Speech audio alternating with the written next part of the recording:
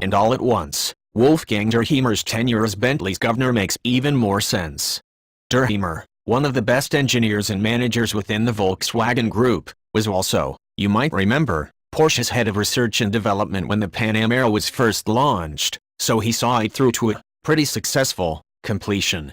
And now, here comes a Bentley, the Continental GT, which is based on the same architecture as the latest Porsche Panamera. I suspect that having somebody of der Rheimer's influence around has been quite useful during this car's gestation. The latest Continental GT is, as before, a 2+2. And it's nearly ready. Nearly enough that this story could almost have appeared in this magazine's first drive section. But, 4 months from full production, there are still some things, software and trim finishing, rather than any hardware, which is all signed off, that still need changing, so here we are, in the features section, testing an almost ready Continental, Bentley's W12-powered 150 pounds-ish luxury coupe.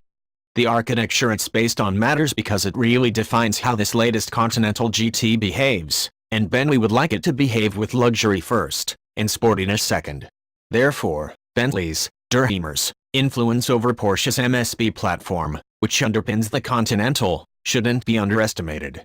It wasn't a case of Bentley being given the hardware and told to get on with the job.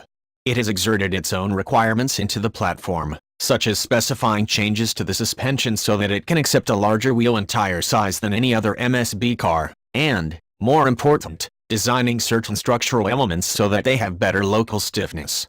Local stiffness is, apparently, crucial in a luxury car, which is what the Bentley is, whereas overall body stiffness is more important in a sports car, which is what a Porsche is.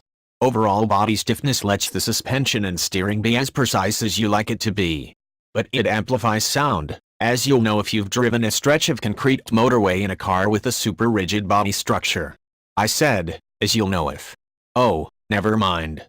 So, anyway, you want the body in white to reach only a particular stiffness, and after that, engineers on luxury cars are better served working on local stiffness. To ensure the suspension, there are 3 air springs at each corner here and 48V active anti-roll bars. Engine, transmission and so on can do their jobs properly. You want anything suspension and steering related as stiff as possible. But how rigidly you mount the engine is a particular conundrum. Too stiff and it upsets the natural refinement of the car.